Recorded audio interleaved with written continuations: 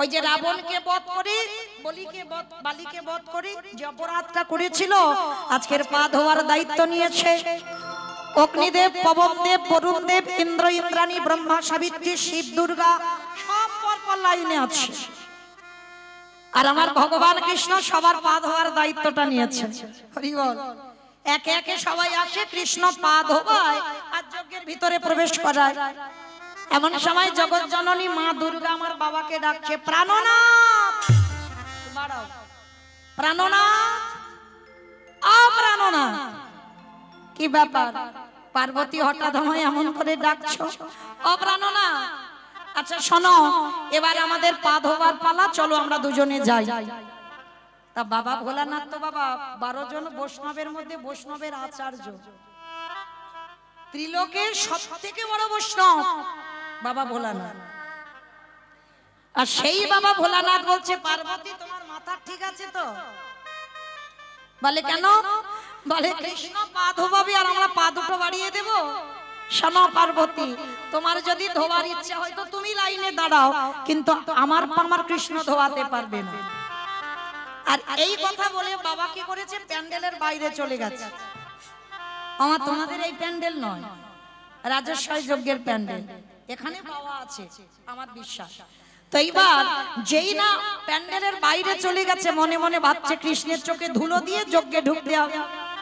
যেমন আমার কমিটি দাদারা প্যান্ডেল করেছে, দেখো চারিদিক থেকে লোক ঢুকতে পারবে, চারিদিকে তো খোলা, কিন্তু রাজস্বয় যজ্ঞে বাবা প্যান্ডেল একটা দরজা, আর সেই দরজায় আমার কৃষ্ণ দাঁড়িয়েছে, কেউ কোথাও থেকে যেতে পারবে না। বাবা পা ধোয়াবে তারপরে ঢুকবে।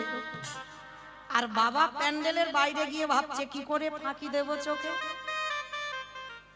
কি গো মাইরা, ভগবানের চোখে ধুলো দেওয়া যায়? যায় না।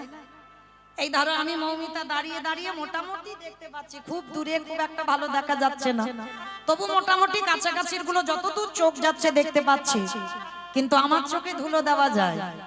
কে কীর্তন শুনছে, কে শুনছে না, কে বসে বসে গল্প করছে, কে হেসে যাচ্ছে, কে কেঁদে যাচ্ছে, আবার কে বসে বসে,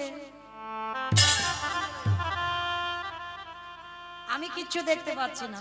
কিন্তু ওই যে ছেলেটা বাঁশিটা বাজাচ্ছে না, খাতা কলমে হিসাব হয়ে যাবে সময় মতো, কে কি জগতে আমরা করছি। কর্মফল কাউকে ছাড়বে না। হ্যাঁ, সে আমাকেও নয়, আমার বাবাকে নয়, আমার কোন পুরুষকেও নয়, আর আপনাদেরও নয়, কাউকে ছাড়বে না।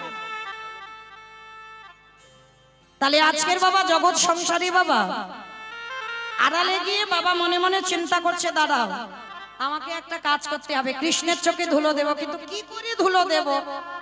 আর বাবা ভগবান তো হেঁট হয়ে পা ধোয়াচ্ছে, পা ধোয়াতে গেলে তো দাঁড়িয়ে দাঁড়িয়ে ধোয়ানো যায় না, হেঁট হতে হবে, তার নিচু হয়ে পা ধোয়াচ্ছে, আর পায়ের মাঝখানটা ফাঁকা মতো দেখেছে। আর বাবা মনে মনে ভাবছে ওইখান থেকে গলে ভিতরে চলে যাবে। আর বাবার তো বিশাল বড় ভুঁড়ি আছে, ভুঁড়িতে তো আটকে যাবে। বলে কি করব কি করব, চিন্তা করছে কি করা যায়। আর আড়ালে গিয়ে বাবা কি করেছে জানো, ধুম করে একটা কুকুর হয়ে গেছে। পৃথিবীতে যত রকমের পশু পাখি আছে বাবা, কুকুরের থেকে প্রভু ভক্ত আর কেউ হবে না। বাবা ভোলানাথ কুকুর রূপটা ধারণ করেছে, আর কুকুর রূপটা ধারণ করে কৃষ্ণ তো সব দেখতে পাচ্ছে, তিনি অন্তর্যামী, সব বোঝে, সব বুঝতে পারে। এইবার যেই না পা ধোয়াচ্ছে, বাবা মনে মনে ভাবছে আমার দিকে খেয়াল নেই, কিন্তু ভগবানের চোখ যে সারা প্যান্ডেলের বাইরে ভিতরে ঘুরে বেড়াচ্ছে সেইটা বাবা বুঝতে পারে। আর ওই কুকুর রূপটা ধারণ করে সবে মাত্র ওই পায়ের ফাঁক দিয়ে মাথাটাকে, আর যেই না মাথাটা দেওয়া সঙ্গে সঙ্গে বাবা কৃষ্ণ দুটো হাঁটু নিয়ে কুকুরের কানের কাছে, এইবার দেখ কেমন লাগে। এইবার যেই না কানের কাছে চেপে দিয়েছে, কুকুর এবার কি করবে? কেউ কেউ করবে না, বারবার বলছে কৃষ্ণ ছেড়ে দে, কৃষ্ণ ছেড়ে দে, কৃষ্ণ ছেড়ে। বলে ছাড়বা বলে ধরি নাই, হে বৈষ্ণব আমি গোসাই, ও হে বৈষ্ণব গোসাই, এই জগৎ সংসার মাঝে তোমার মতো বৈষ্ণবের দুটো চরণ ধোবনে বোধহয় কম হতো, তাই কৃপা করে করুণা করে আমার জন্য আরো এক্সট্রা দুটো জুড়ে দিয়েছো। আমা বুঝতে পেরেছো? শিব ঠাকুরের কটা পা? দুটো পা। আর কুকুরের কটা পা? পাঁচটা পা হবে তো? চারটে পা। তাহলে ভোলানাথের দুটো পা, কুকুরের চারটে পা। ভগবান বলছে হে বৈষ্ণব, তোমার মতো বৈষ্ণবের দুটো পা ধোয়ালে কম হতো, ওই জন্য তুমি আমার জন্য আরো এক্সট্রা দুটো জুড়ে দিয়েছো। এবারে দাও দাও চলো তুমি পাঠাইয়ে দাও বলে হরি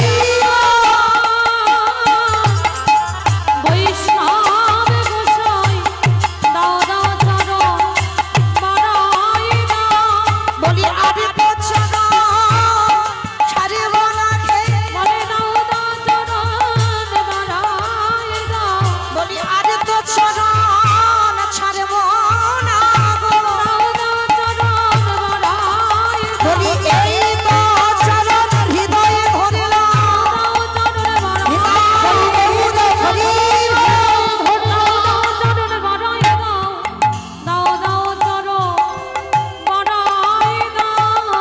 আস্তে। এইবার ভগবান কি করেছে, মোটা দড়ি নিয়ে কুকুরটাকে আষ্টে পাষ্টে বেঁধেছে। আর বাঁধলে কি হবে মা, কুকুরের চারটে পা শুধু ছটছট করছে। ভগবান বলে এবার পায়ের ব্যবস্থা করতে হবে। ভগবান চারটে চরণ এক জায়গায় বেঁধে দিয়েছে। আর যেই না কুকুরের পা বেঁধে দিল, আমার কুকুর কিছু করতে পারবে? ও শুধু ঘেউ ঘেউ করে ডাকা ছাড়া আর কিছু করতে পারবে না। পা চারটে তো বেঁধে দিয়েছে, কোথাও যেতে পারছে না। ধুলায় গড়াগড়ি দেয় কৃষ্ণ কারে। ওরে কৃষ্ণ রে ওরে পারিস যদি আমায় ক্ষমা করে দিস। চুপ। যারে ধরি তারে ছাড়ি না, যারে ছাড়ি এ জীবনে ধরি না। দাঁড়া দেখ কি করি, সবার পা ধোয়াচ্ছে মা ঘটিতে করে জল দিয়ে। আর ভগবান কুকুর রূপী বাবা ভোলানাথ বৈষ্ণবের বেলা কি করেছে জানো? খালি বিলি নদীর নালারে জলে না। একটা কথা বলে যাই মা, সব জায়গায় অপরাধ করবে, কিন্তু একটা জায়গায় ভুল করে যেন অপরাধ করে ফেলো না। কোথায় জানো? বৈষ্ণবী দাঁড়িতে যদি হয় ক্ষুদ্র অপরাধ, মহা মহা ভজনেতে পড়ে যায় বাবা। বৈষ্ণব দেখে যে বানানো হয় মুন্ড, তার মুন্ড পড়ে যায় নরকের কুণ্ড। বৈষ্ণবী অপরাধ করে যে বাবা স্নানে যায়, পতিত পাবনী গঙ্গা তারে দেখে দূরে সরে যায়।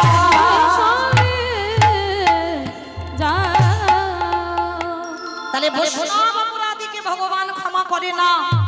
আজকের বৈষ্ণবকে কোন জায়গা দিয়েছে দেখো, কোন বাচ্চাকে জগতের জল নয়, কুকুরের চারটে চরণ বুকে ধরে কৃষ্ণ চোখের জল দিয়ে চরণ চারটে ধৌত করাচ্ছে। সেই সময় ভোলানাথ রূপী কুকুর বলল কৃষ্ণ, এই রাজস্বই যজ্ঞে যে অপরাধ আমি করে ফেললাম, আমি তোর চোখে ধুলো দেবে বলে আজকের কুকুর রূপ ধরেছিলাম, কথা দিলাম এই যে এই জন্মে আজকে তোর চোখের জল আমার মতো কুকুরের পা ধৌত করলি। ওরে কৃষ্ণ রে, কথা দিলাম আগত কলি যুগে আমি আর শিব হব না। আমাইরা যেখান থেকে এসেছিলাম আবার ঘুরে ফিরে সেখানে চলে গেলাম, মনে আছে তো? আমি প্রশ্নটা কি করেছিলাম? সত্যতে শিব, ত্রেতাতে শিব, দ্বাপরে শিব, কলিতে শিব নয় কেন বলেছিলাম তো? এইটা হলো তার কারণ। ভগবানের চোখের জল ভোলানাথ রূপী কুকুরের পায়ে বলল, আর কুকুর রূপী ভোলানাথ বলল কৃষ্ণ, আগত কলিযুগে তুই কৃষ্ণ হবি না, তুই হবি নদী আর নিমাইছা, নদী আর নিমাইছা। আরে আমি শিবে হব না, আমি হব অদ্বৈত আচার্য গোসাই। তোর থেকে 52 বছর আগে এসে মাটিটা পরিষ্কার করব, যেখানে তুই জন্ম নেবি। আমি 12 বছরে তুলসী ভাসিয়ে তোকে আহ্বান করব। পৃথিবীতে কারুর ডাকে নয়, আমার ডাকে তোকে নদীয়ায় নামতে হবে। তবে আজ রাজস্বই যজ্ঞে যেমন তোর চোখের জল কুকুরের পায়ে পড়ল, এই কুকুরে যেমন তোর কাছে ঋণী হয়ে গেল। যেদিন নদিয়ায় তুই নিমাই হবি, আমি শান্তিপুরী অদ্বৈত আচার্য হব। যেদিন শান্তিপুরী থেকে নদিয়ায় যাব, তুই আর আমি দুজনে মুখোমুখি হব। আজ যেমন তোর চোখের জল আমার চরণে পড়ল, যেদিন নদিয়ায় যাবি আমার সঙ্গে সাক্ষাৎ হবে। ওরে এমনি করেছ যা ধোয়াইব, যেদিন নদিয়ায় নিমাই হবি, এমনি করে চরণ ধোয়াইব। ওরে এই প্রতিজ্ঞা করে গেলাম, যেদিন নদিয়াতে নিমাই হবি, ওরে এই প্রতিজ্ঞা করে নিতাই হইবে হরি চরণ ধোয়াইব। এই প্রতিজ্ঞা করে গেলাম, এমনি করে ধোয়াইব, এই প্রতিজ্ঞা করে গেলাম। এমনি করে চরণ ধোয়াইব, এমনি করে চরণ ধোয়াইব। আস্তে আমাইরা তাহলে সব বুঝতে পেরেছো ঘটনাটা কেন বাবা কলিযুগে শিব হলো না, কেন অদ্বৈত হলো, বোঝা গেল তো? চলো আজকে সেই কৃষ্ণ গৌর হয়ে এলো, তবে একা নয়, দলে আর একজনকে নিয়েছে। কে জানো? নিতাই যারে দেখে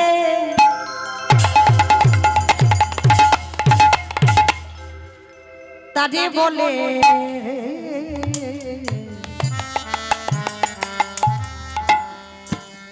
দন্তে তৃণ ধরি, ধরিরি আস্তে মাইরা, এগুলো আমার কোনো বাঁধানো গান নয়, মহাজনী পদাবলী। কীর্তন আসরে বসে বাবা যদি বৈষ্ণব পদাবলী শোনা যায়, এটাও আমাদের বাবা জনম জনম ধন্য, এটাও আমাদের ভজন।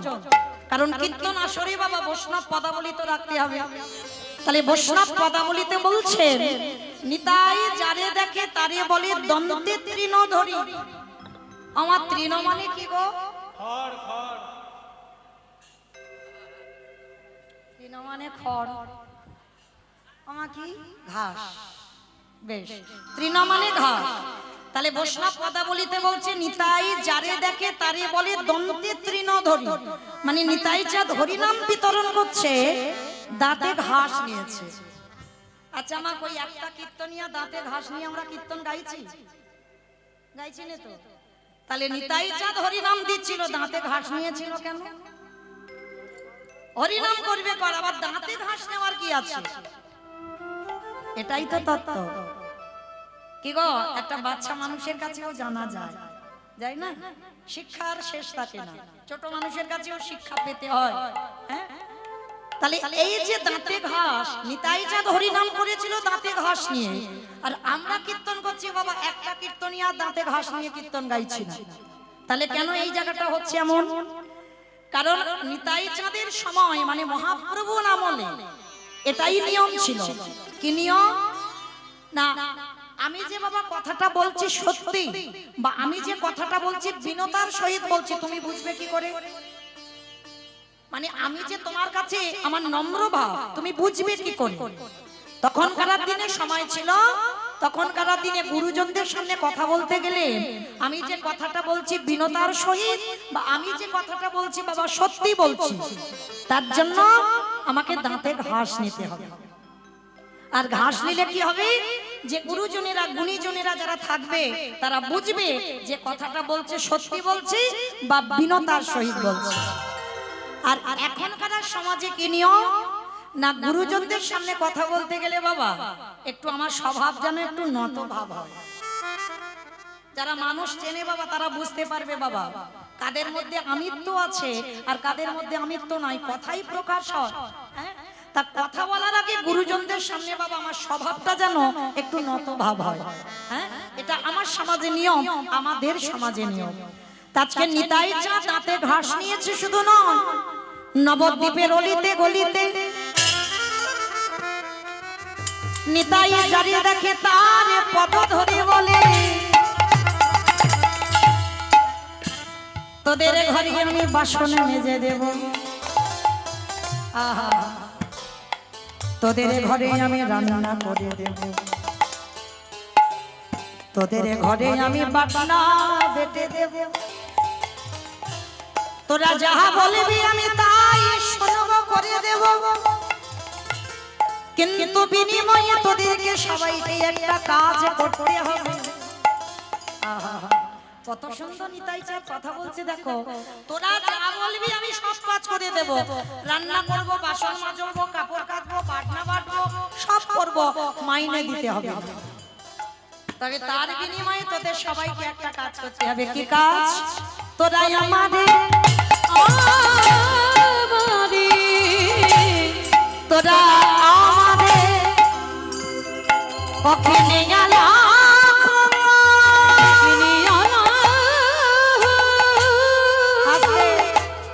আমার কিচ্ছু মাইনে চাইলো না, সব কাজ করে দেবে। বিনিময়ে কি করতে হবে আমাদের? হাই দেখো নাকি বসে বসে ঘুমাতে বলছে। বাহ, বালো গোবর হরি নিতাই হরি বলে আমারে আমারে কিনে আনা ও গো বলো গো হরি রে। আস্তে আমা, এই জায়গাটার নাম কি গো? আউশবালি, তাই তো? নারকেলডাঙ্গা, নারকেলডাঙ্গা আউশবালিতে। যাই হোক, আমার নিতাই চাঁদ আপনাদের এই আউশবালিতে এসেছে, নারকেলডাঙ্গাতে এসেছে, অন্য জায়গা কিন্তু আজকে যায়নি। দেবনাথ তোমাদের এই গ্রামে এসেছে, আর এসে কি করেছে জানো? মাথাতে তো হরিনামের ডালাটা নিয়েছে, নিয়ে কি করছে জানো?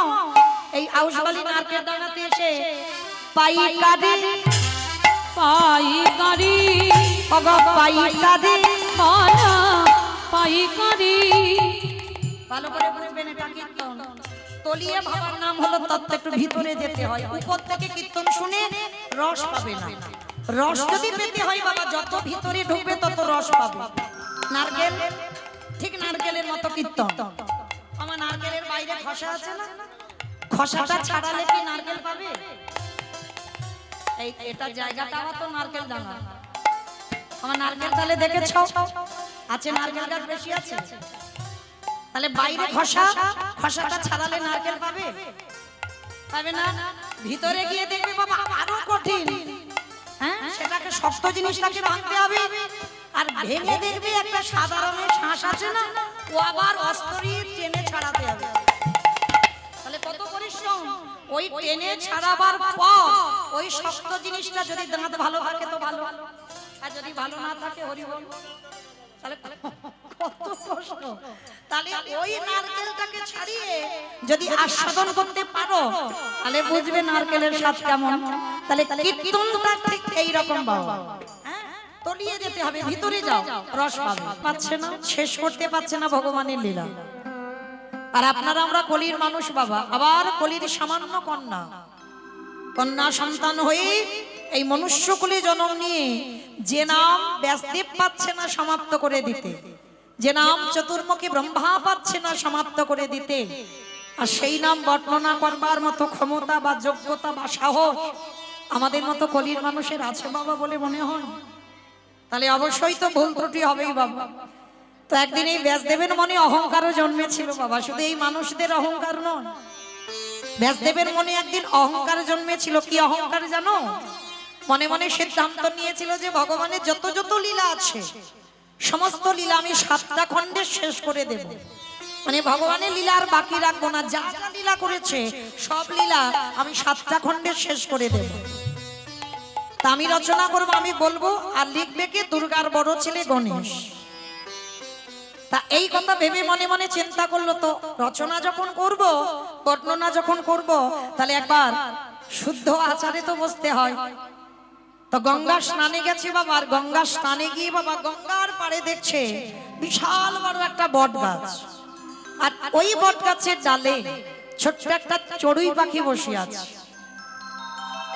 অমাইরা চড়ুই পাখি দেখেছো তো? চেনো চড়ুই পাখি? চেনো? তোমাদের হুগলি জেলায় কি বলে? ওই যে দেখবেন মাটির ঘর, দেওয়াল যাদের, খড়ের চাল বিশেষ করে, ওই যে ছোট ছোট পাখি উড়ে উড়ে বেড়ায় না, ওইটাকে আমার এলাকায় চড়ুই পাখি বলে। আপনারা কি বলেন? কাক বলবে কেন, চড়ুই বলে। তাহলে চড়ুই পাখি।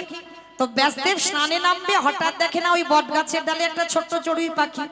তা চড়ুই পাখিটা একবার করে ওই গঙ্গার জলে ঝাঁপ দেয়, আর একবার করে ওই জল থেকে উঠে আবার ডালে বসে।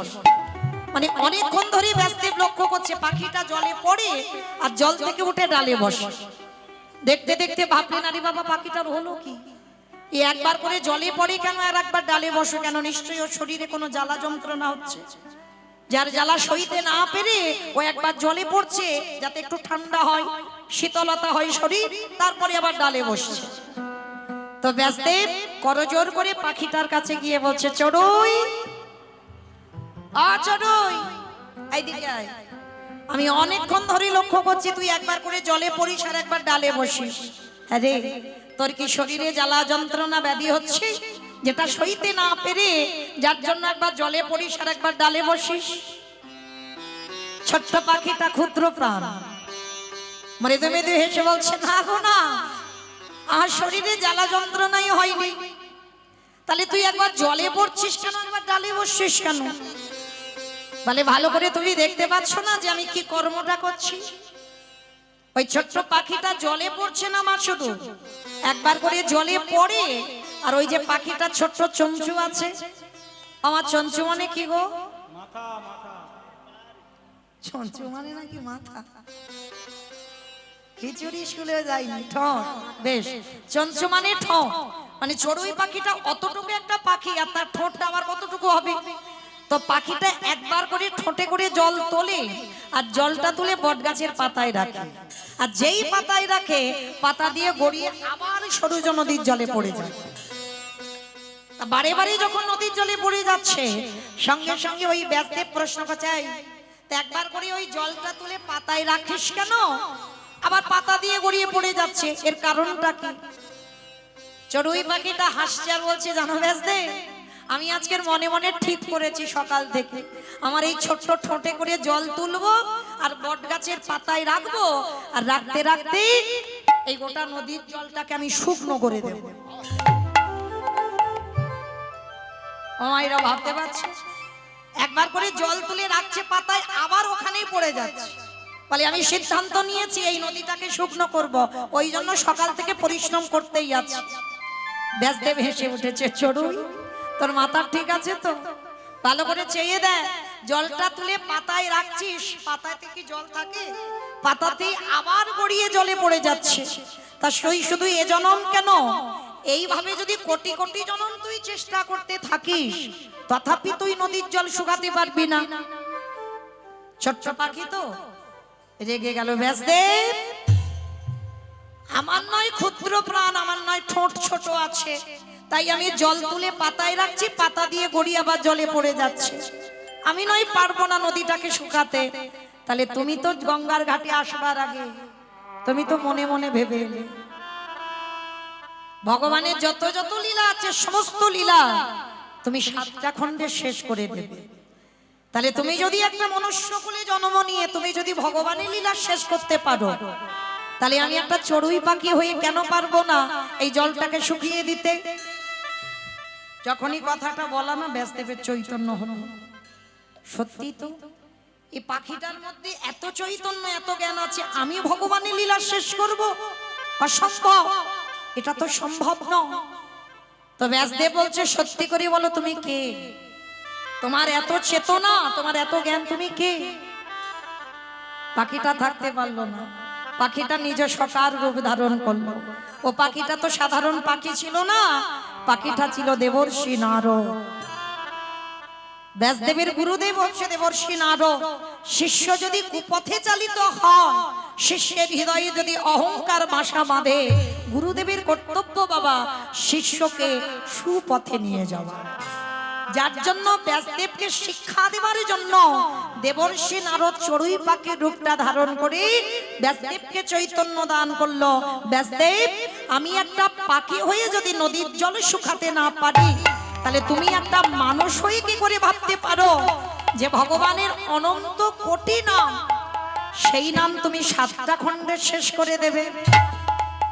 করজোর করে ব্যাসদেব বলে উঠলেন, অপরাধ করে ফেলেছি।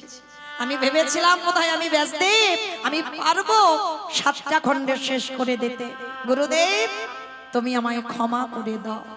তাহলে মায়েরা এইটুকু শুনে মনে হলো কি, ব্যাসদেবের মতো ব্যক্তি বাবা, যিনি গ্রন্থের রাজা ভাগবত গ্রন্থ রচনা করেছেন, সেই ব্যাসদেব পারলেন না, চতুর্মুখী ব্রহ্মাচারীটি বদনে পারলেন না, পরম বৈষ্ণব বাবা ভোলানাথ পাচ্ছে না, আর আপনারা আমরা পারবো বলে মনে হয় বাবা? অসম্ভব।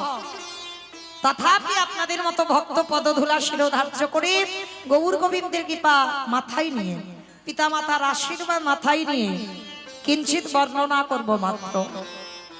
তো মাইরা বর্ণনা করার আগে আমাদের যেতে হবে নদিয়ায়। কি মাইরা সবাই নদিয়ায় যাবেন তো?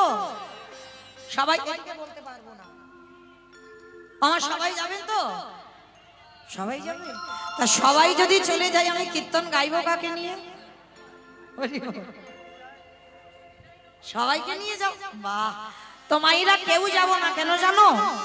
এই রাত্রিবেলা যদি যেতে চাই এক্ষুনি সবাইকে অনুমতি নিতে হবে না?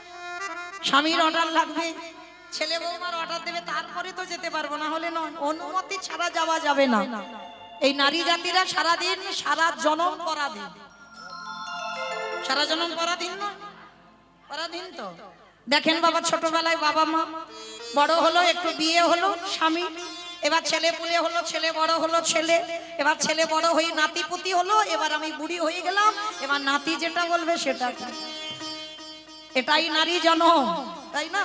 তাহলে চলেন সবাই যখন একত্রিত হয়েছে আমরা যাব কিছুক্ষণের জন্য শ্রীধাম নদিয়া নবদ্বীপ ধাম। কারণ নদিয়ায় না গেলে বাবা কীর্তন হবে না। কেন? চৈতন্য চরিতামৃত গ্রন্থে কবিরাজ গোস্বামী পাদ লিখলেন, সংকীর্তন পিতা শ্রীকৃষ্ণ চৈতন্য, সংকীর্তন যজ্ঞে তারি যেই ভোজে সেই বড় ধন্য। তাহলে কীর্তনের প্রারম্ভে যদি বাবা আমার নিতাই চাঁদার গৌরচাঁদকে ডাকা না হয়, কীর্তন শোনা গাওয়া দুটোই বেকার হয়ে যায়। তাহলে চলেন একবার গিয়ে দেখি, সত্যতে নারায়ণ, ত্রেতাতে রাম, দাপরে কৃষ্ণ, কলিতে গৌর। যেদিন প্রভু এলো নদিয়ার অবস্থাটা কেমন ছিল জানো? নদী উদয়গিরি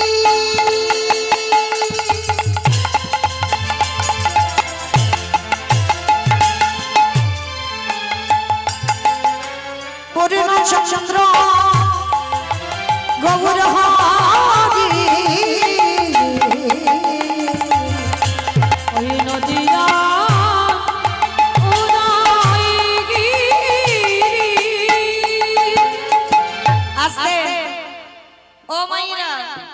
কীর্তন শুনতে গেলে আমার ভগবানের জন্য একটু কাজকর্ম করতে হয় জানো তো? আমি জানি হুগলি জেলার মানুষ জানে, তবু একটু মনে করিয়ে দিই।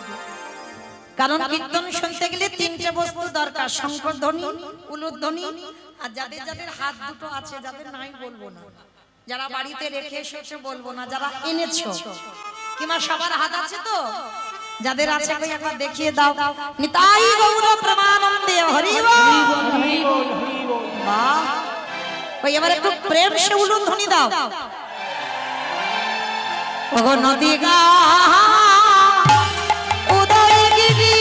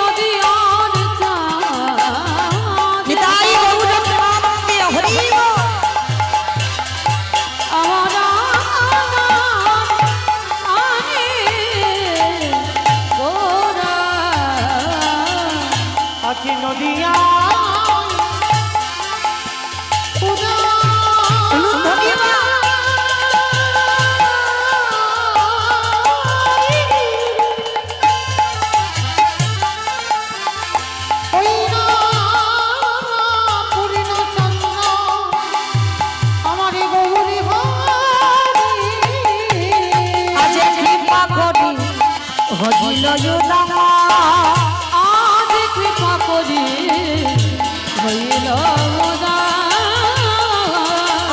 কৃপা করে হইল ওগো সোনার নদিয়া প্রভু আমার উদয় হলো সোনার নদীতে গৌর উদয় হলো ওগো রাধা প্রেমে ওই আস্বাদিতে নদীতে উদয় হলো বলি রাধা প্রেমে আস্বাদিতে ওই নদীতে উদয় মুখে হলো জয় রাধে শ্রী রাধে বলে নদীতে নিতাই গৌর হরিব নদীতে উদয় হলো নদীতে উদয় হলো কৃপা করে হইল অমাইরা কৃষ্ণ নদিয়াই গৌর হয়ে এলো। এবার একটু শান্তভাবে আস্বাদন করবেন কেমন? কারণ অনেক দিন পরে আপনাদের সঙ্গে দেখা হয়েছে না, আমি এবার একটু বলবো আর আপনারা শুনবেন কেমন? আজকের কৃষ্ণ যে কলিকালী গৌর হলো, কার ডাকে এসেছিল? সাধারণ কোনো মানুষের ডাকে আসেনি মা, এসেছিল শান্তিপুরের মাটিতে বুড়ো মালি। আর এই শান্তিপুরের মাটিতে বুড়ো মালিটা কে জানো? যিনি হয়েছেন অদ্বৈত আচার্য গোসাই।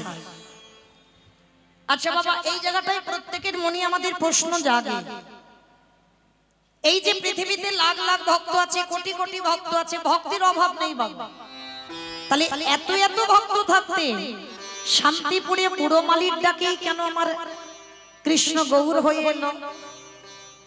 তাহলে তার মধ্যে বাবা কতটা পাওয়ার ছিল, ক্ষমতা ছিল? না হলে এত জগতে ভক্ত ছিল, কারোর ডাকে এলো না, একেবারে শান্তিপুরে পুরোটার ডাকে আসতে হলো। আবার আমার ভগবানের থেকে এক দুদিনের বড় নয়, 52 বছরের বড়। আর শুধু 52 বছরের বড় নয়, ভগবানকে আনবার জন্য ধরায় 12 বৎসর তুলসী ভাসিয়েছিল মা। মানে 12 বৎসর মানে এক যুগ তুলসী ভাসিয়েছে।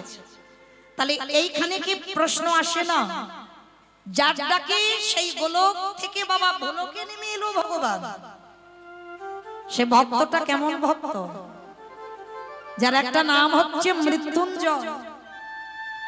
আমা বলতে পারবে মৃত্যুঞ্জয় কোন ঠাকুরকে বলে? কালী ঠাকুরকে কালী ঠাকুরকে মৃত্যুঞ্জয় বলে।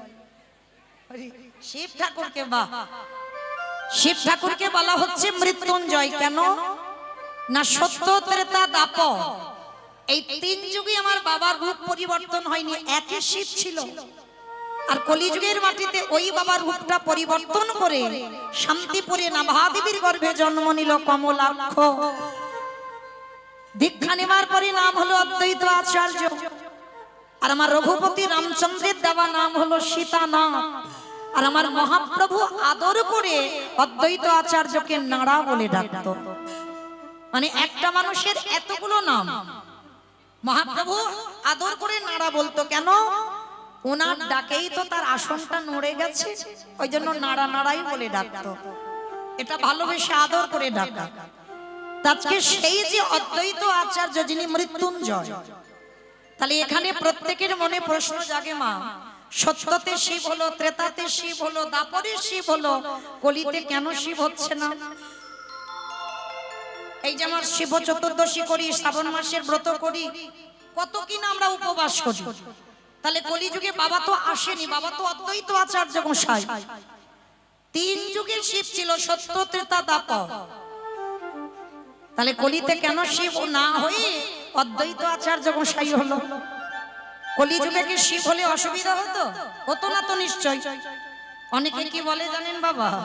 বলে কলিযুগ তো মানে এই যে টান দিয়ে কথা, মানে ভালো নয় কলি।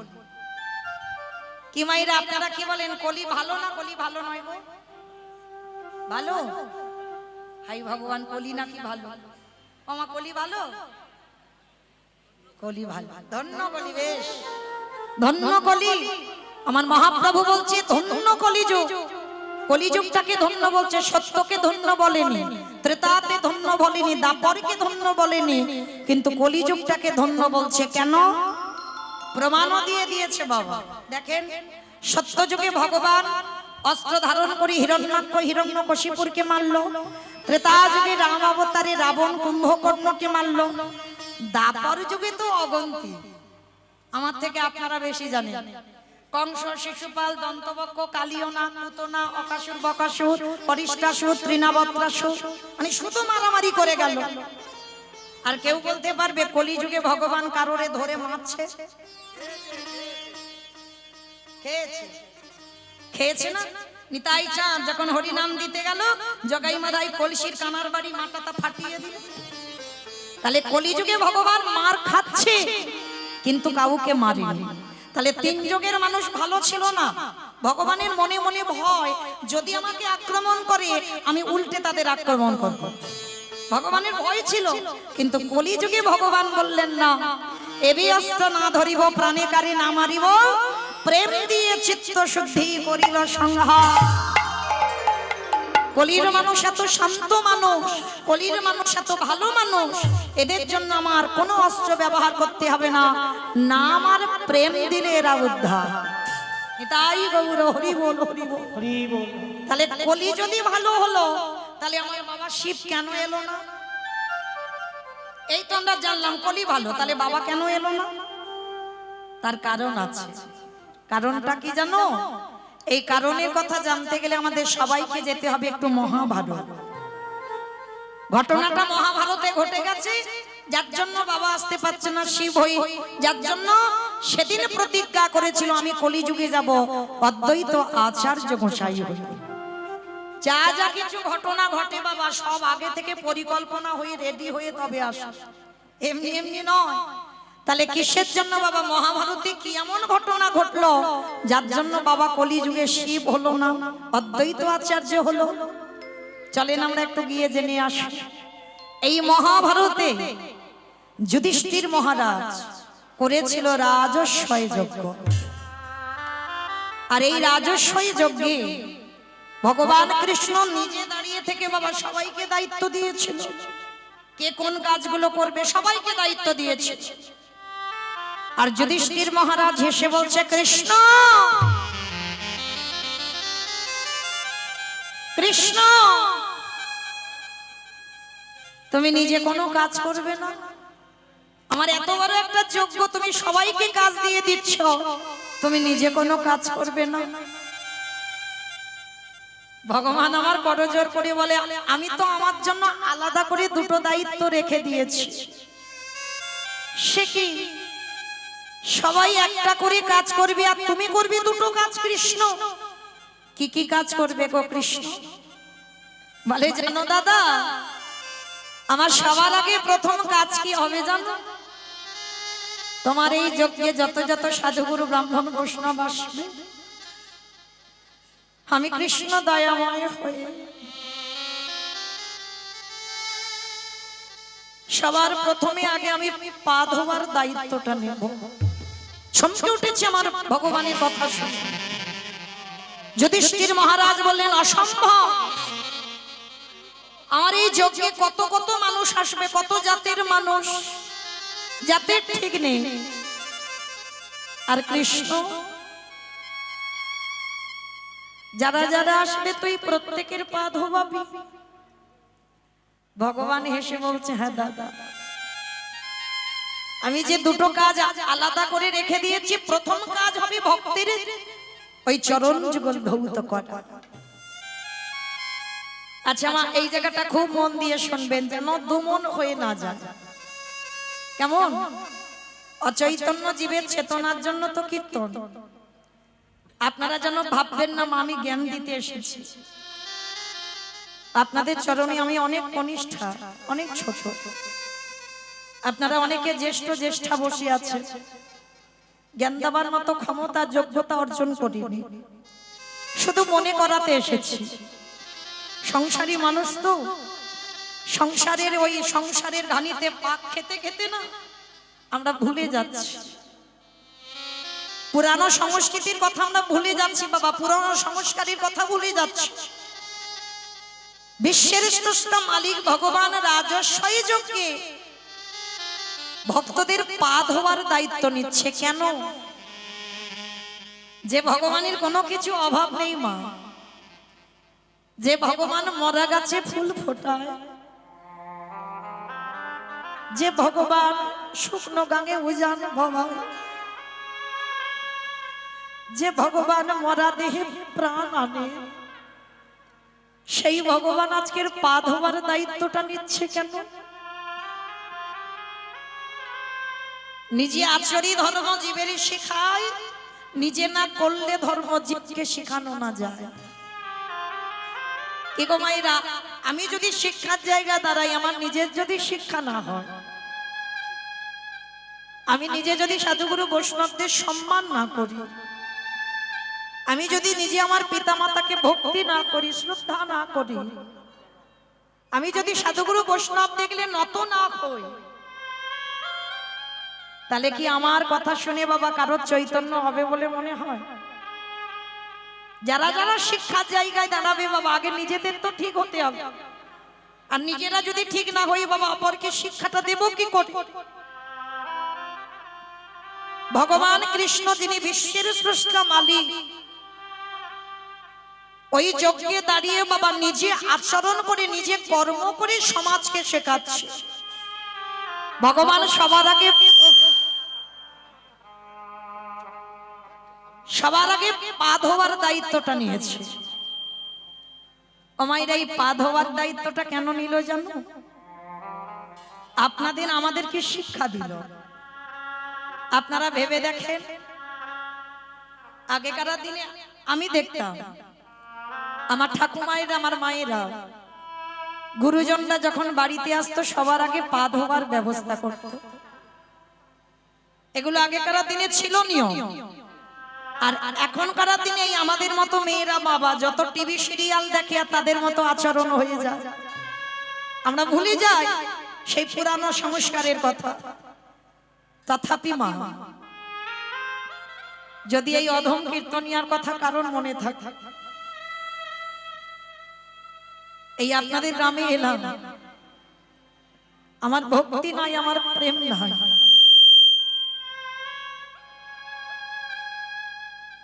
আমার কোনো যোগ্যতাও নাই,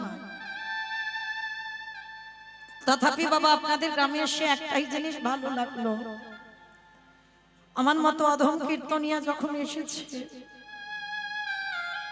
যে বাড়িতে আমি আছি, সবার আগে আমার বোনেরা ছুটে এলো আমার একটু পা ধোবার জন্য। আমি আমার রাধারানীর কাছে প্রার্থনা করব, রাধে শুধু এজন্য নয়,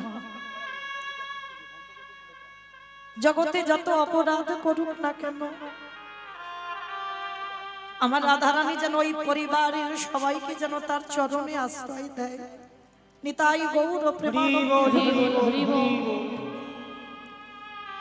শুধু আপনাদের গ্রামে ওই বাড়িতে নয়, আমাদের প্রত্যেকের কর্তব্য বাবা, বাড়িতে যদি গুরুজন আসে, সাধুগুরু বৈষ্ণব আসে, সবার আগে মা পা ধোয়াতে হবে, তারপরে বসতে দেওয়ার জায়গা, তারপরে সেবা, সবার আগে পা ধোয়া। আপনারা অনেকে প্রশ্ন করবেন, মৌমিতা সাধুগুরু বৈষ্ণব তো ঠিক পাই না, আর বছর আপনার গুরুদেব যদি আসবে, তো গুরুদেব তো দেহ রেখেছেন, তাহলে আমি কি করব? ভগবান তারও ব্যবস্থা করে রেখেছে। আমার মুখের কথা বিশ্বাস করতে হবে না বাবা। ভাগবতী আমার ভগবান কৃষ্ণ সুদামাকে ধরে বলেছিল, সুদামা, এই পৃথিবীতে সব থেকে বড় গুরু তো যে যার ঘরের বাবা মা।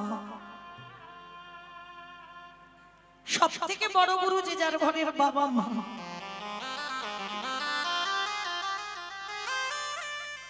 তারপরে গুরু হলো শিক্ষা গুরু, দীক্ষা গুরু, তারপরে গুরু হলাম আমি ভগবান।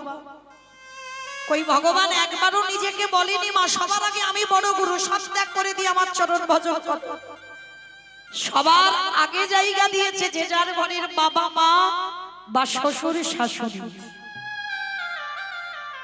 ভগবান বলছেন লাখ লাখ টাকা খরচা করে দুর্গা পূজা করলি, লাখ লাখ টাকা খরচা করে কালী পূজা হলো, লক্ষ্মী পূজা হলো, সরস্বতী পূজা হলো, সব পূজা হলো, কিন্তু বছর অন্তর একবার করে কি জীবিত ভগবান পূজা দিয়েছিস?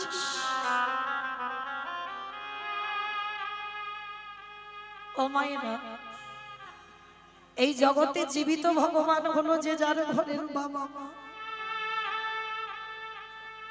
যে যার ঘরের শ্বশুর শাশুড়ি, তারা হলো জীবিত ভগবান। আমরা বিশ্বাস করি না, আমরা মানতে চাই না বাবা। ভগবান বলছে যদি কোনো ভক্ত জীবিত ভগবান পূজা করে, তাকে নবদ্বীপ যেতে হয় না, বৃন্দাবন যেতে হয় না, হরিদ্বার যেতে হয় না, দক্ষিণ ভারত যেতে হয় না, ওই কুম্ভ মেলায় ডুব দিতে যেতে লাগে না। যদি সারা বছরে একবার করে জীবিত ভগবান পূজা দাও, ভগবান বলছে আমি সারা জীবন সেই ভক্তের চরণের দাস হয়ে যাব। বুঝি ভক্তি হরি বল, হরি বল। হরি বল, হরি বল। ভগবান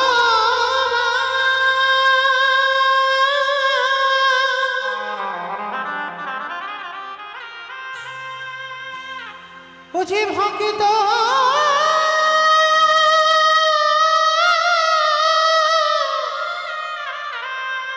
বুঝি ভক্ত ছাড়া কিছু জানে না,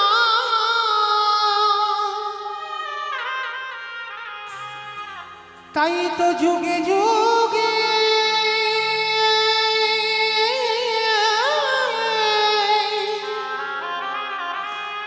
বুঝি ভক্তের কাছে ছুটে আসে।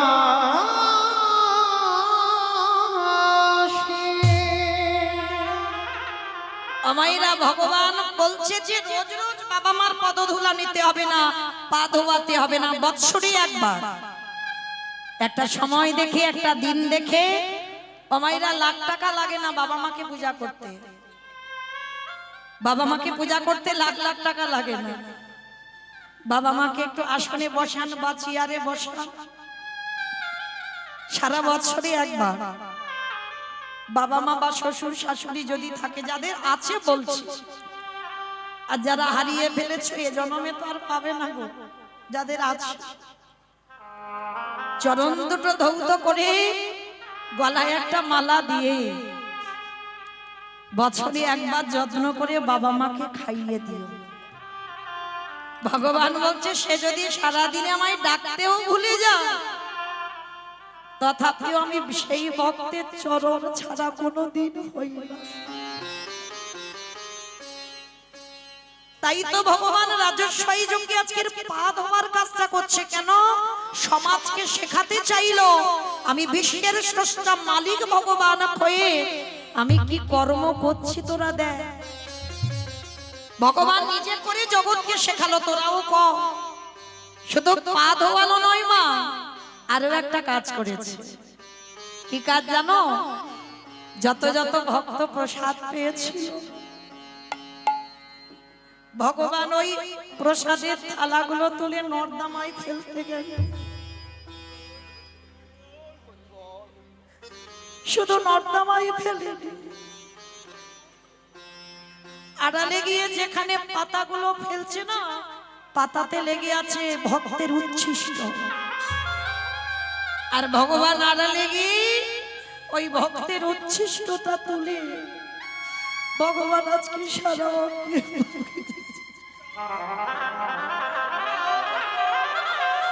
পিতাই গৌর প্রেমানন্দে। ভগবান সারা গায়ে যখন ভক্তের উচ্ছিষ্ট মাখছে না, আড়াল থেকে যুধিষ্ঠির মহারাজ দেখতে পেয়েছে কৃষ্ণ এঁঠোগুলো গায়ে মাখছে। দেখতে পেয়ে পিছন থেকে ডাক দিল, কৃষ্ণ কৃষ্ণ, এটা তুই কি করছিস? ভক্তদের পা ধোয়াচ্ছিস, সেগুলো মেনে নেওয়া যায়। ভক্তদের এঁঠোগুলো নর্দমায় ফেলছিস, সেটাও মেনে নেওয়া যায়। কিন্তু কৃষ্ণ রে, ওরে তোর চরণে আমার একটাই নিবেদন,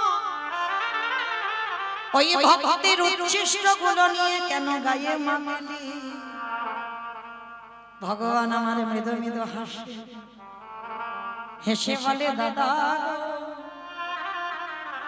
এ যে হলো আমার কর্ম ফল। সে কি কৃষ্ণ তুই আবার কর্ম খারাপ করিস? বলে করি না। ও গো দাদা গো, এই জগতের সংসারে মাঝি জগতে সবাই তো পাপ করে, সবার পাপের বিচার আমি ভগবান নিজের হাতে করি। কিন্তু শোনো শোনো দাদা, সবাই তো পাপী, আরে আমি হলাম দাদা মহাপাপী।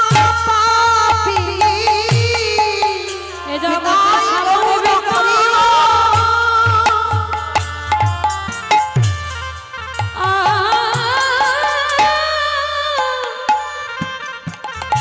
আমি করি বটে,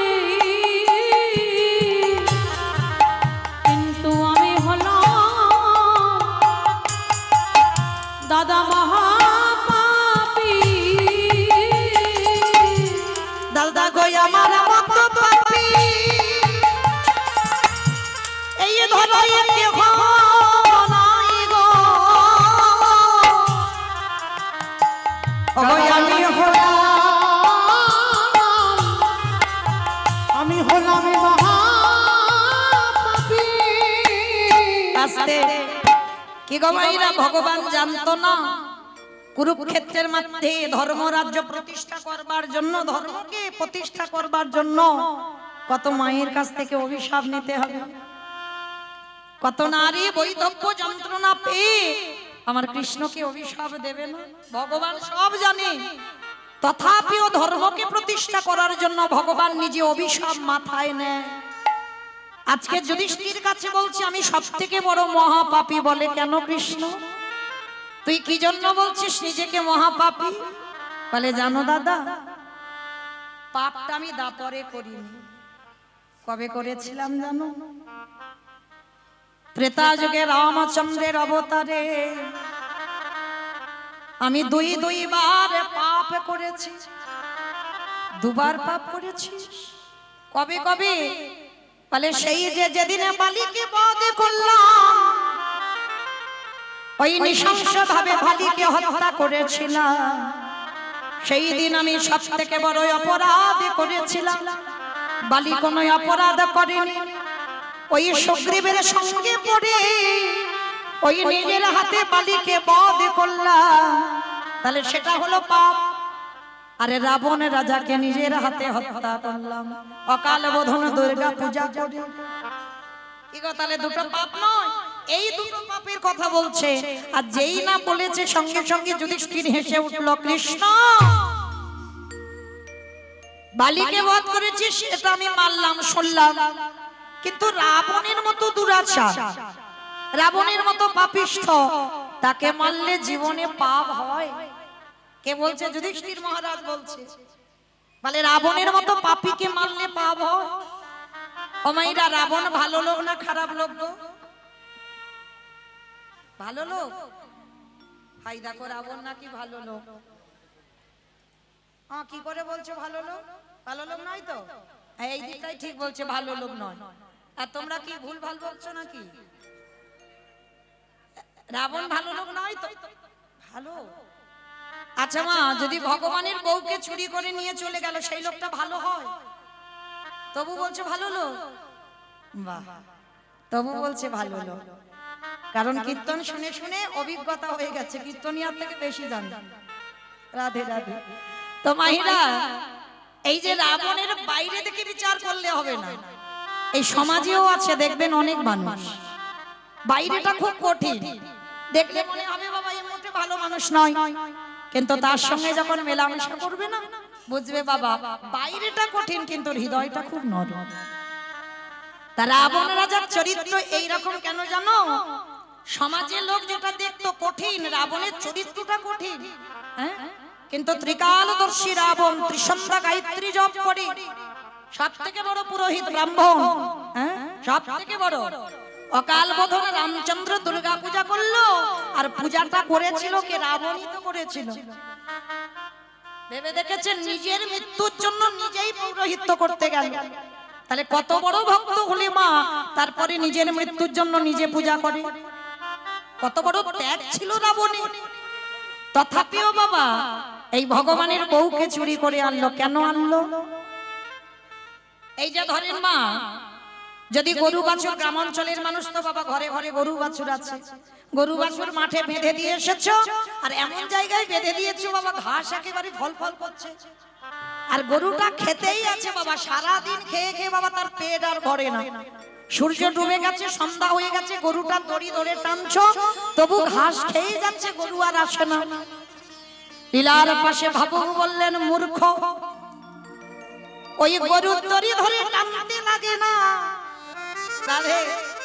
তাহলে কি করতে হবে? ওর ওই বাছুরটা যে চারিদিকে ছুটে ছুটে বেড়ায়, একবার ওই বাছুরটাকে কোলে করে তুলে নে। আরে যদি বাছুরটাকে কোলে করে নিতে পারো, তাহলে ওই গরুর দড়ি ধরে তোমায় টানাটানি করতে হবে না। বাছুরটা কোলে নিয়ে তুমি আগে আগে যাও, ওই গাভু পিছু পিছু ছুটে আসবে। তাই তোমরা বলিও, আগে আগে যাও, গাভী পিছু পিছু ছুটে যাবে। আমাইরা তত্ত্বটা বুঝেছো? বুঝেছো? বাহ! তাহলে বাছুর কোলে নিলে গরুর দড়ি ধরে টানতে হয় না, বাছুরের টানে টানে গাভী আসে।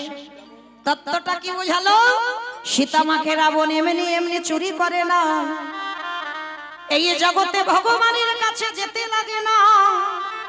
যদি একবার কোনো কেউ সৌভাগ্যক্রমে যদি একবার শুদ্ধ ভক্ত পেয়ে যাও, তাহলে ভগবানের চরণ ধরার আগে ওগো ভক্ত চরণে লুটাই যাও। সে যে ভক্ত পিতাই তোমরা করিও, বড় ভালোবাসে, তাই তো ভক্ত চরণে লুটাই যাও। ওই জন্য আমার রাবণ রাজার সিদ্ধান্ত নিল, ভগবানের কাছে আমি যাব না, ওকে আসতে হবে আমার কাছে। তাহলে কায়দা করে সীতামাকে চুরি করে আনলো। ও মাইরা, যদি শাস্ত্রের ভাষা বুঝতে না পারো, এমনি জড় জগতের কথা একটু উদাহরণ দিই।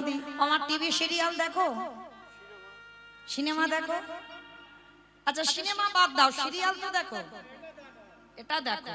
আমি দেখতে বারণ করছি না, দেখো সব দরকার, কীর্তনও শুনতে হবে, সিরিয়ালও দেখতে হবে, মোবাইলও ঘাঁটতে হবে, সব করতে হবে। কলিযুগ বলে কথা না, সব দরকার, আমি বারণ করছি না।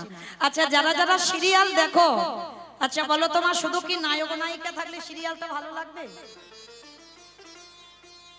একটা ভিলেন লাগবে, মানে খলনায়ক, আর ওই মারামারি হবে, কাটাকাটি হবে, খুনোখুনি হবে, তবে তো সিরিয়ালটা জমে উঠবে, তাই না? মানে একটা টান টান উত্তেজনা থাকবে। হ্যাঁ?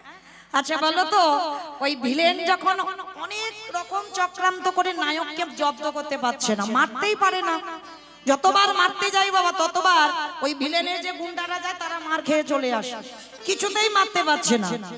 শেষ পদ্ধতি একটা নেন, কি নাই বলো তো? হ্যাঁ, নায়িকাকে তুলে নিয়ে চলে যায়। আর নায়িকা যদি একবার তুলে নিয়ে যাওয়া যায়, তাহলে বাবা আর নায়কের কাছে যেতে লাগবে?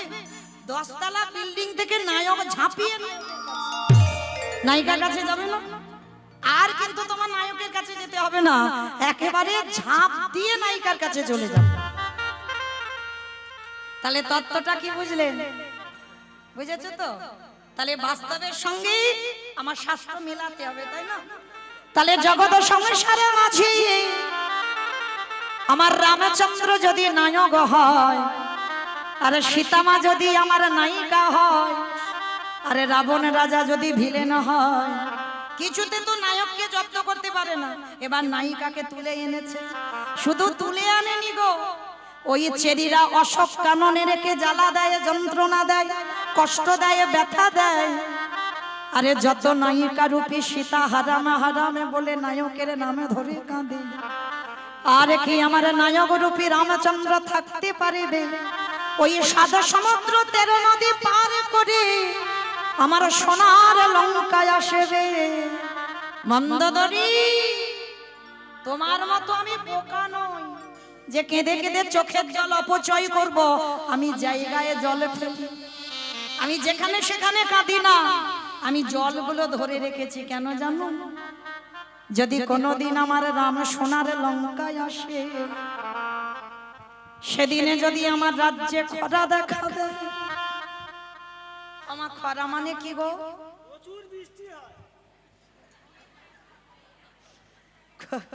খরা মানে নাকি প্রচুর বৃষ্টি।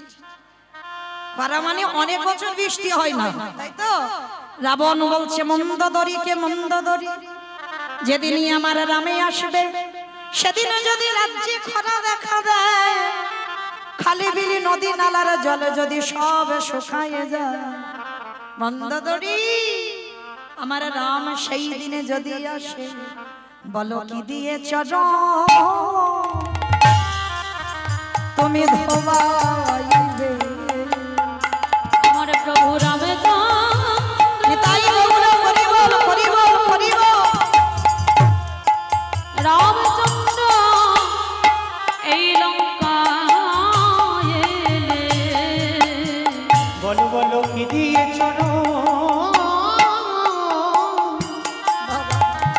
চরণে ধোয়াইবে। মন্দোদরী, আমি তোমার মতো তো পাগলের মতো কাঁদি না। আমি তো সীতামাকে এনেছি বলে তুমি কেঁদে কেঁদে পাগলি হয়ে যাচ্ছ। আমি কাঁদি না কেন জানো? যেদিনে আমার রামে আসবে, বাদশাহী জগতের জল যদি সব শুকায় যায়, মনে রেখো মা, জগতে যত খরা হোক, একটা জায়গার জল জীবনে শুকায় না। বলো তো কোন জায়গা? ভক্তের নয়ন জলে তো ওগো শুকাবে না। সদাই কৃষ্ণ তাই গৌর হরি।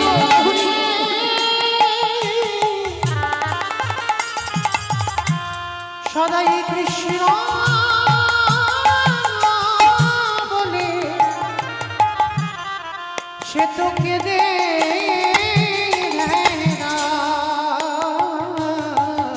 ভক্তের নয়ন জলে তো শুকাবে না। মন্দোদরী, আমি জলগুলো সব ধরে রেখে দিয়েছি। যেদিনই আমার রামে আসবে, শুনেছি ভগবানের চরণ নাকি স্বর্ণ পাত্রে রাখতে হয়। সেদিন আমি সোনার পাত্রে রাখবো না। ওগো মন্দোদরী, সেদিনই আমি কি করব জানো?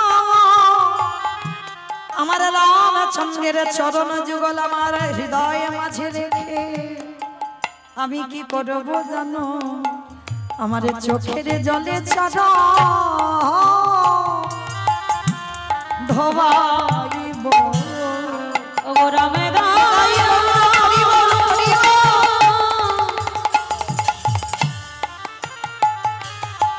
ওগো রাম দয়া করো বলে চোখের জলে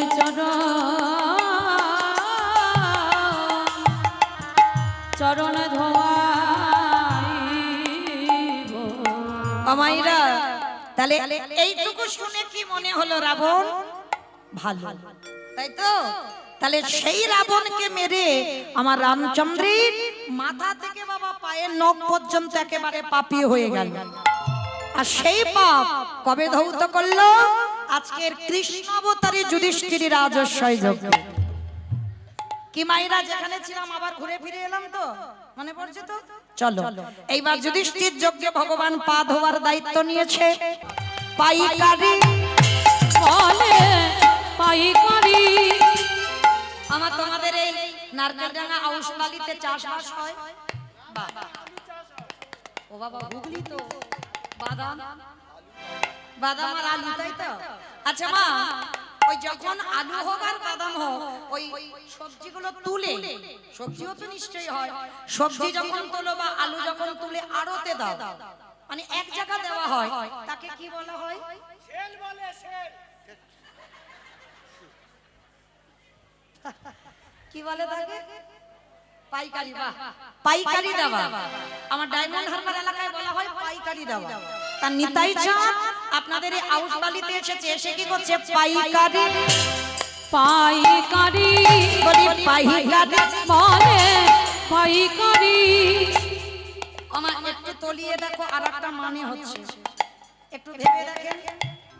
পাইকারি, পাইকারি বলি পাইকারি, পাইকারি বলে পাইকারি, পাইকারি মানে একসঙ্গে দিচ্ছি আড়তে পাইকারি দেওয়া, আর একটা হচ্ছে হরিনাম যে দেব, সে নারকেল ডাঙাতে খুঁজে খুঁজে পাই না, কোথায় দেব? পাইকারি। শেষে নিতাই চাঁদ বিরক্ত হয়ে গেছে, বাবা পাচ্ছে না তো জায়গা, এক জায়গা ঢেলে দিয়েছে। কোথায় জানো? দোকানে, দোকানি, ওই দোকানে, ওই দোকানি। আমার পানের দোকান, ফুচকা দোকান, মুদিখানা দোকান, স্টেনারি দোকান, কোন দোকানে দিল?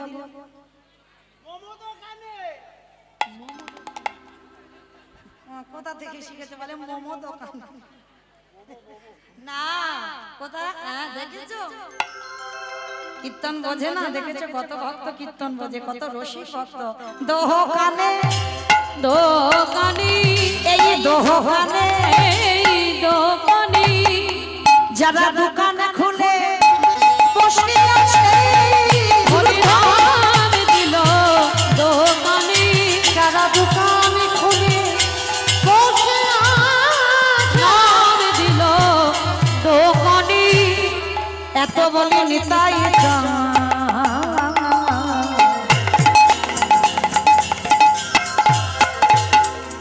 ভূমি গড়ে যায় রে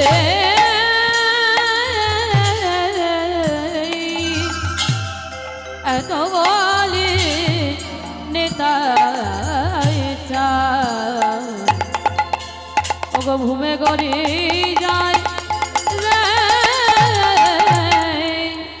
ওগো সোনার ওই সোনার, ওগো সোনার পরে বতো জানো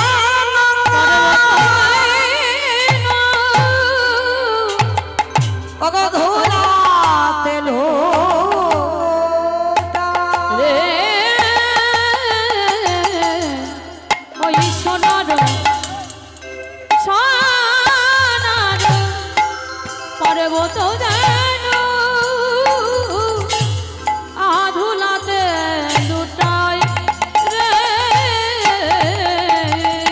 তোরা কে কিনবি তোরা কে কিনবি আয়, ওরে তোরা কে কিনবি তোরা কে কিনবি আয়, ওই না বলো কেন অমূল্য ভাই কে কিনবি আয়, ওরে বলো মেরে অমূল্য কিনবি আয়। ভাই দারে দারে বিলাইছে দাঁড়ে দাঁড়ে বিলাইছে, দারে দারে দারে বিলাইছে দাঁড়ে দাঁড়ে বিলাইছে, এই মধুমাখা হরিনা বিলাইছে, মধুমাখা কৃষ্ণ না দাঁড়ে বিলাইছে, মুখে হরি হরি হরি বলে দাঁড়ে দাঁড়ে বিলাইছে, হরি হরি হরি হরি হরি বলে দাঁড়ে দাঁড়ে বিলাইছে, হরি হরি হরি বলে দাঁড়ে দাঁড়ে বিলাইছে গো, দাঁড়ে দাঁড়ে বিলাইছে।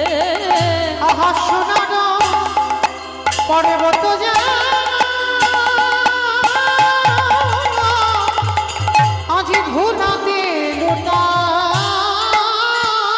আহা ধুলাতে লুটা, হেন অবতারে যারে রতি যাজন মিলো রতি না জন্মিল, অগদাশীলোচন বলে সেই পাপী এলো আর এলো আর গেল, দাসলোচন বলে সে পাপী এলো আর গেল রে লোচন বলে পাপি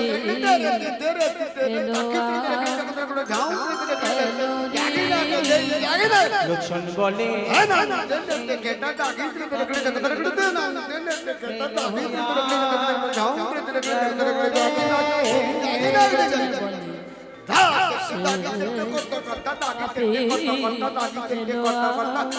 তাও তোদের দাসী লোচন বলে সেই পাপি এলো আর গেল রে লোচন বলে সেই পাপি এলো আর গেল রে দাসী লোচন বলে সেই পাপি এলো আর গেল রে লোচন বলে সেই পাপি এলো আর গেল রে দাসী লোচন বলে সেই পাপি এলো আর গেল রে লোচন বলে সেই পাপি নিতাই গৌর প্রেমানন্দে হরি গেল রে দাস লোচনে বলে সেই পাপি জনিতাই চলুন এবার আমরা যাব মধুমাস ধাম বৃন্দাবন ধাম চলেন একবার সবাই আমরা একসঙ্গে বলবো গৌর সুন্দর কি জয় নবদ্বীপে ধাম কি জয় সচিদি নন্দন কি জয় ধ্বনিটা হলো কি জয় ও মা বললাম ধ্বনিটা হলো কি এটাও জয়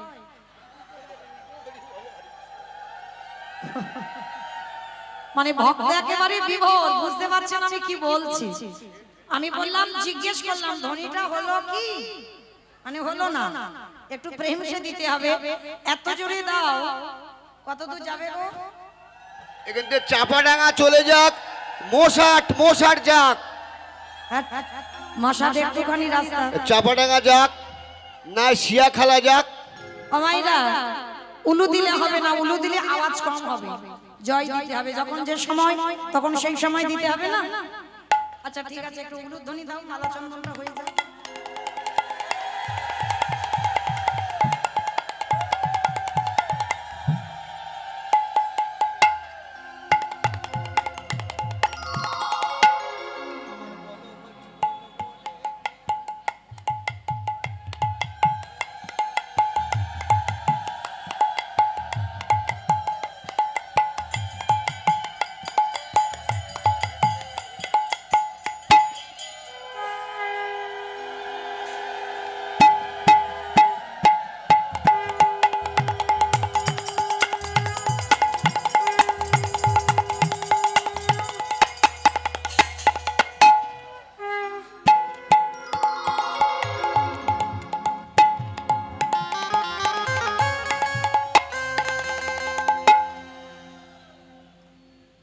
নিতাই গৌর প্রেমানন্দে হরি বল। হরি বল হরি বল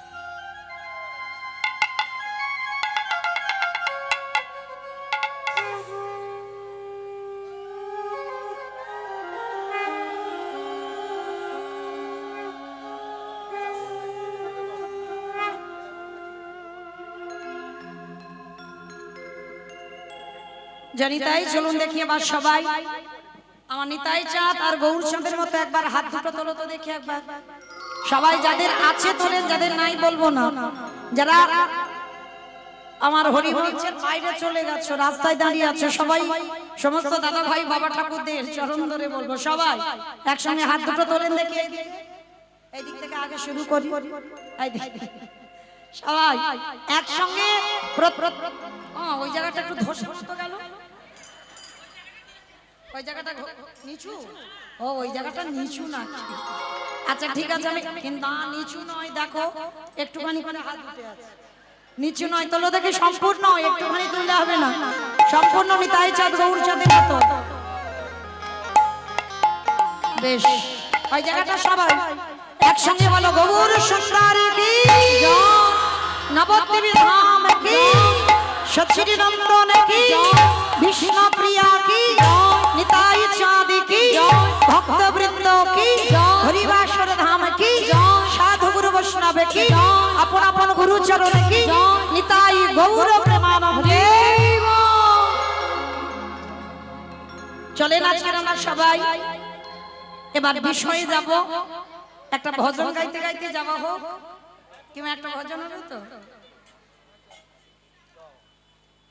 আচ্ছা বেশ এগুলো একটু হয়ে যাক একটু উলুধ্বনি দেন একবার দেখি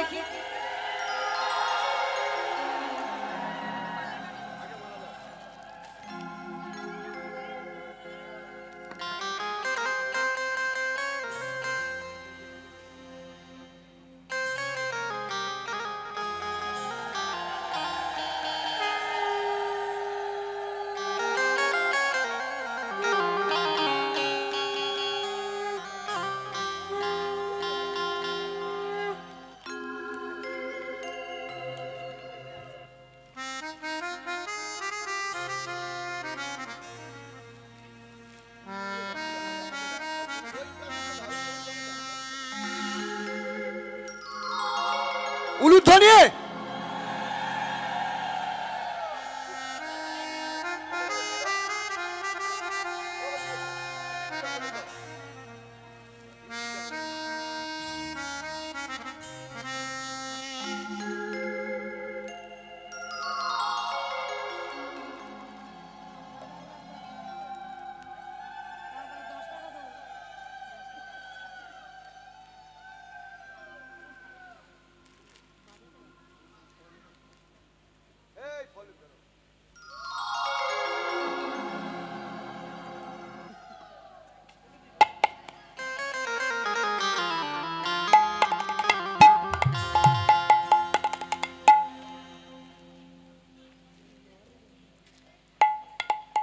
যারা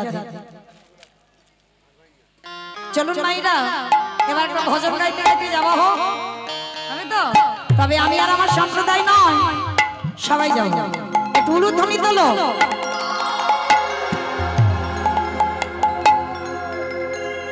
मेरी विनती है हे महारानी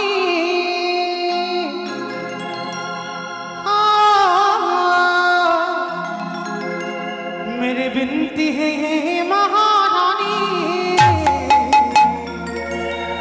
कृपा बरसाई रखना कृपा बरसाए रखना महारानी कृपा बरसाए रखना कृपा बरसाए रखना कृपा बरसाए रखना कृपा बरसाए रखना मुझे तेरा ही सहारा राधा रानी तेरा ही सहारा राधा रानी तेरे नाम लिखाए रखना कृपा बरसाए रखना राधा रानी कृपा बरसाए रखना कृपा बरसाए रखना कृपा बरसाए रखना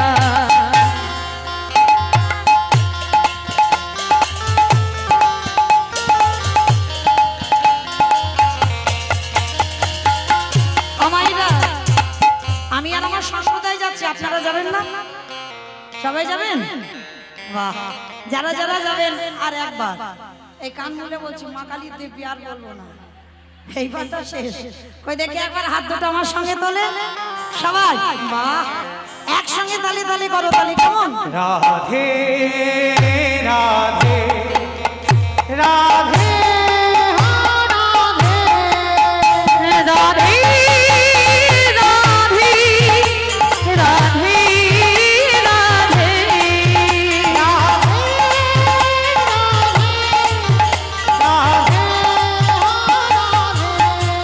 राधे धुवन प्यारा है यमुना किनारा है कन कन में बिहारी जी रस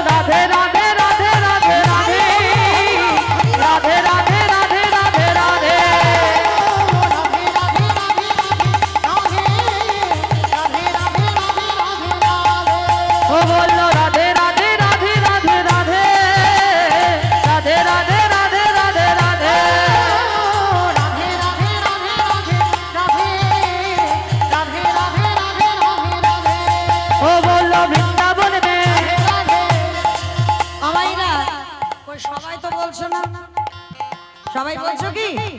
ওই তোলো দেখি হাত একবার সবাই একসঙ্গে আমি বলবো আপনারা বলবেন কেমন? আহা বৃন্দাবন মে রাধে রাধে, গোবর্ধন মে রাধে রাধে, নিধোবন মে রাধে রাধে, দর্শনা মে রাধে রাধে, রাধা कुंड में राधे राधे, श्याम कुंड में राधे राधे, हरिद्वार में राधे राधे, प्रेम से बोलो राधे राधे, भाव से बोलो राधे राधे, जोर से बोलो राधे राधे, आगे बिहारी ओ राधे राधे राधे राधे राधे राधे राधे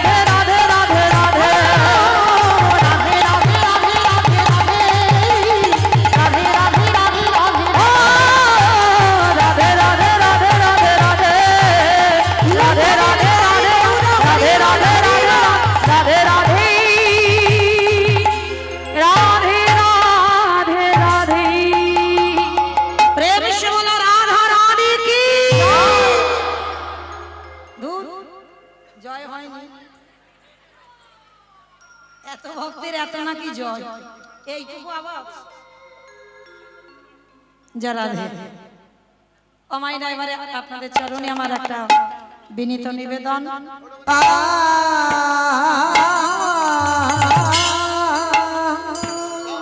আজে হরি বলো হরি বল পরমা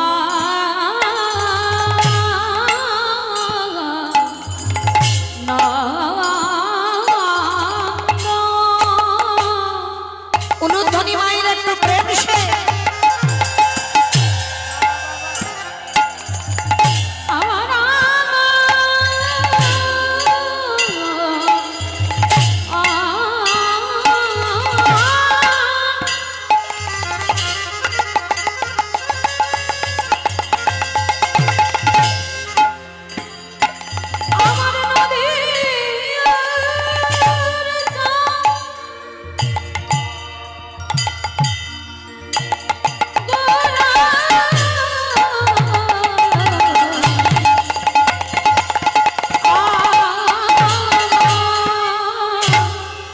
হরি বলো হরি বল সে যে নদিয়া ভক্ত কাছে উদয় হয়ে আমাদের মতো প্রতিদিন সংস্কৃতি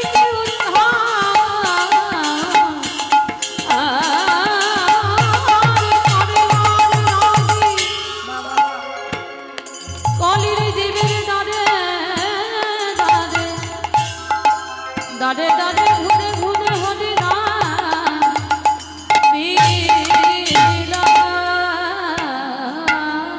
আহায় অক্রোধ হরি বলো হরি বল অক্রোধ পরমা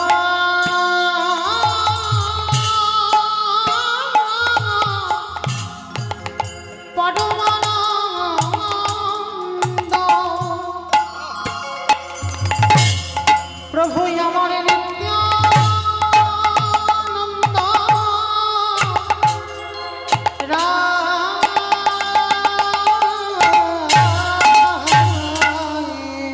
অগয় অভিমান শূন্য নিতা নগ নগ নগ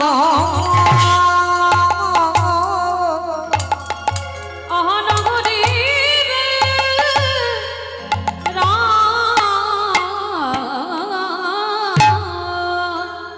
প্রভু আমার উদয়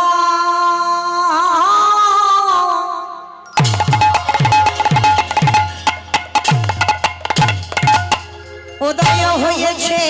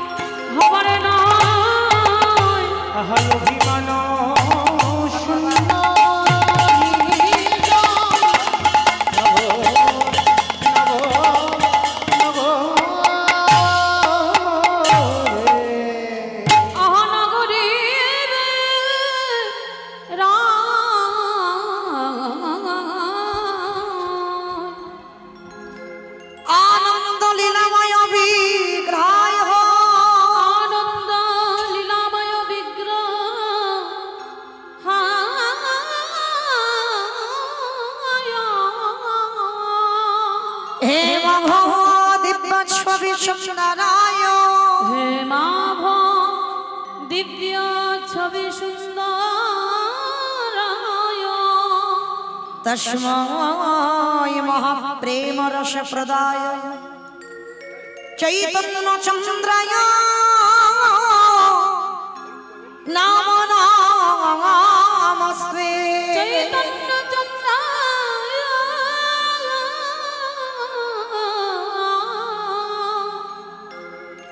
নমো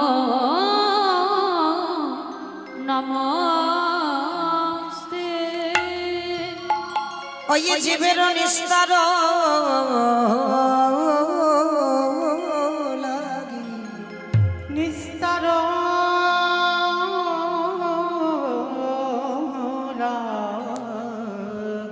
আমাদের নন্দ সৌত হরি নন্দসুত হরি এই ভুবনে প্রকাশ হল এই ভুবনে প্রকাশ হলো আমাদের গুরু রূপ ধরি আমাদের গুরু রূপ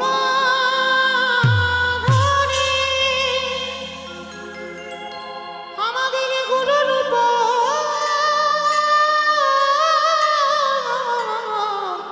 ধরি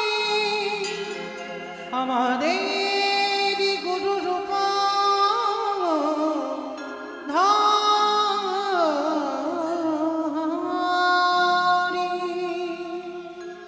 জনিতায় জরাধেশ্যাম জয় জগন্নাথ জয় মহাপ্রভু হরে কৃষ্ণ জয় রাধেশ্যাম সমবেত শুধু কৃষ্ণ অনুরাগী গৌর অনুরাগী একটু মনিটরটা তোলো। মাতৃমণ্ডলী পিতৃমণ্ডলী আহুত অনাহুত অভ্যাগত এই গ্রামবাসী বৃন্দ যারা আমার রাধা গোবিন্দের যারা আমার গৌর নিতাইর রাতুল চরণ আশ্রয় গ্রহণ করেছেন তাহাদের সবাকার চরণে রইল আমার কোটি কোটি দণ্ডবত।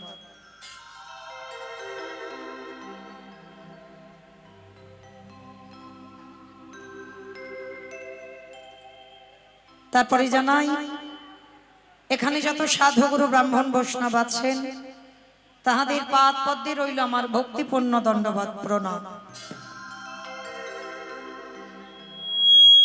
তারপরে জানাই মাগো আমি আমার পিতামাতার চরণে আমার শিক্ষা গুরু দীক্ষা গুরুর চরণে অনন্ত কোটি কোটি দণ্ডবত প্রণাম।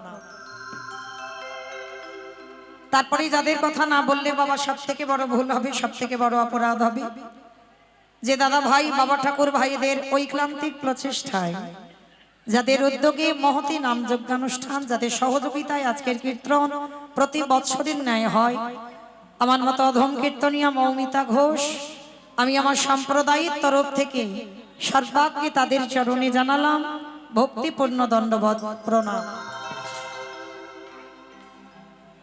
তবে বাবা আমার হেন পাতকের ন্যায় বৈষ্ণব দর্শন শাস্ত্র সে যে প্রগাঢ় সমুদ্রবত, সেই সমুদ্র মধ্যে যে তত্ত্বরূপ রত্নটা লুকানো আছে আমার পক্ষে একটা অনুপযুক্ত ডবরির সম্ভব নয়।